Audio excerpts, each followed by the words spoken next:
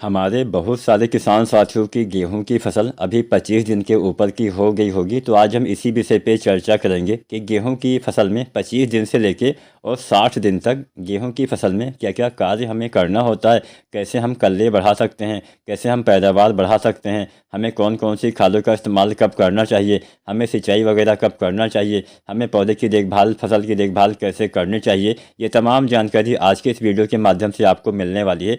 तो आज की ये पूरी वीडियो आप ज़रूर देखिएगा और कोई भी सवाल हो, कुछ भी समझ में ना आए तो आप नीचे कमेंट करिए। और चैनल को सब्सक्राइब नहीं किया है तो SRJ किसान चैनल को अधिक से अधिक किसान साथी अभी सब्सक्राइब कर लें, जिससे आने वाले दिनों में आपको समय समय पे खेती बाड़ी से संबंधित वीडियो देखने को मिलती रहे। तो चलिए वीडियो स्टार्ट करते हैं। सबसे पहले अगर आपकी फसल अभी 25 दिन के आसपास की है या 20, 25 या 30 दिन के आसपास की है और आपने अभी पहला पानी नहीं लगाया है, तुरंत ही आपको पहला सिंचाई लगा देना है। मतलब नमी की कमी हो, ऐसा नहीं कि हाँ पानी आपके वहाँ पे बरसात हुई है, पानी हो आपके वहाँ पे, मिट्टी में नमी हो तो आप सिंचाई लगा दें अपनी मिट्टी के हिसाब से। अगर मान लीजिए बरसात नहीं हुई है आपके वहाँ पे तो आपको सिंचाई कर देना है। अच्छी मात्रा में बरसात हुई है तो सिंचाई की आवश्यकता नहीं है। तो पहले तो आपको हल्की हल्की सिंचाई करनी है। 20 से 25 दिन पे हम गेहूँ में पहला पानी लगाते हैं। इस अवस्था को हम CRI स्टेज बोलते हैं। इस समय हमारे गेहूँ की मुख्य जड़ का जो निर्माण है वो स्टार्ट होता है। अब ये जो मुख्य जड़ अभी निकलने वाली है ये पौधे के अंत तक यानी कटाई तक काम करेगी। ये आपके पौधे में अच्छे कल्ले लाने में मदद करेगी। ये आपके पौधे में अच्छे से विकास होने में मदद करेगी। ये आपके पौधे में हरियाली ग्रोथ में मदद करेगी। ये आपके पौधे की बालियाँ बनने में हेल्प करेगी, दाने के भराव में मदद करेगी। यानी अब जो जड़ निकलने वाली है ये बहुत महत्वपूर्ण जड़ होती है। अब इस समय हम पहला पानी लगाते हैं और पहला पानी हल्का हल्का लगाते हैं। ज़्यादा भरेंगे तो फसल पीली भी हो सकती है। अब पहला पानी लगाने के बाद हम कुछ खादों का इस्तेमाल भी करते हैं। तो यहाँ पे सबसे पहले आपको इस्तेमाल करना है यूरिया। पहले पानी के बाद हम सबसे पहली चीज़ इस्तेमाल करते हैं यूरिया। हमेशा सिंचाई के बाद ही यूरिया का इस्तेमाल करिए। सिंचाई से पहले यूरिया मत डालिएगा, नहीं तो नुकसान हो जाएगा, लिंचिंग हो जाएगा। आपके पौधे ज़्यादा मात्रा में यूरिया का उपयोग नहीं कर पाएंगे, नाइट्रोजन का उपयोग नहीं कर पाएंगे। तो यहाँ पे यूरिया 40 से 45 किलो के आसपास आपको देना होता है 1 एकड़ खेत में। कोई अगेती वैरायटी आप लगाए हुए हैं, मतलब जो DBW वाली वैरायटियाँ होती है उसमें ज़्यादा नाइट्रोजन लगता है, तो वहाँ पे आप 10 किलो, 12 किलो, 15 किलो, 20 किलो तक आप यूरिया बढ़ा के इस्तेमाल कर सकते हैं। यहाँ पे यूरिया की बात हो गई। इसके साथ आप डालिए जिंक। जिंक दो तरह से ज़्यादातर किसान साथी इस्तेमाल करते हैं। एक आती है जिंक सल्फेट 33% वाला, एक आता है जिंक सल्फेट 21% वाला। दोनों में से कोई भी आप भी इस्तेमाल कर सकते हैं।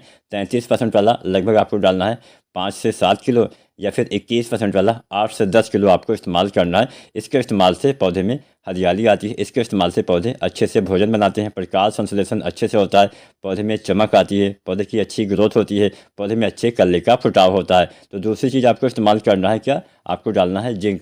तीसरा चीज़ भी आप इस्तेमाल कर सकते हैं सल्फर। सल्फर डालने से नाइट्रोजन की क्षमता काफ़ी बढ़ जाती है। आपके पौधे अधिक मात्रा में यूरिया का इस्तेमाल, नाइट्रोजन का प्रयोग कर पाते हैं, लंबे समय तक आपके पौधे इसको ले पाते हैं। तो यहाँ पे सल्फर 90% वाला लगभग 4 से 5 किलो प्रति एकड़ के हिसाब से, यहाँ पे हम जितनी भी खाद की मात्रा आपको बताए हैं वह 1 एकड़ के हिसाब से यानी प्रति एकड़ इतनी मात्रा का इस्तेमाल आपको गेहूँ में करना चाहिए, तब आपको ज़्यादा लाभ मिलेगा। तो यहाँ पे सल्फर हो गया 90% वाला 4 से 5 किलो, जिंक हो गया, साथ में यूरिया हो गया। ये 3 खाद पहले पानी के बाद किसान साथियों आपको अवश्य इस्तेमाल कर देना है। अब यहाँ पे एक बात ये भी आती है, हमारे बहुत से किसान साथी पोटाश का इस्तेमाल जो नहीं किए हुए हैं वो पोटाश अगर डालना चाहते हैं तो इस अवस्था में भी पोटाश डाल सकते हैं। पहले पानी के आसपास यूरिया के साथ आप पोटाश का भी प्रयोग कर सकते हैं। जो पोटाश आता है MOP पोटाश 60% वाला, लगभग आपको 25 से 30 किलो इस अवस्था में डाल देना है। इससे भी पोटाश की पूर्ति हो जाएगी। पोटाश की कमी से बालियाँ छोटी रह जाती हैं, पोटाश की कमी से दाने का भराव नहीं होता है, पोटाश की कमी से उत्पादन भी कम मिलता है। पोटाश से आपके पौधे में अच्छी बालियाँ आती है, अच्छे से पौधे का विकास भी होता है, पौधे में फूल फल दाने के विकास में पोटाश का बहुत ही अहम योगदान होता है। तो पोटाश भी आपको अवश्य डालना चाहिए।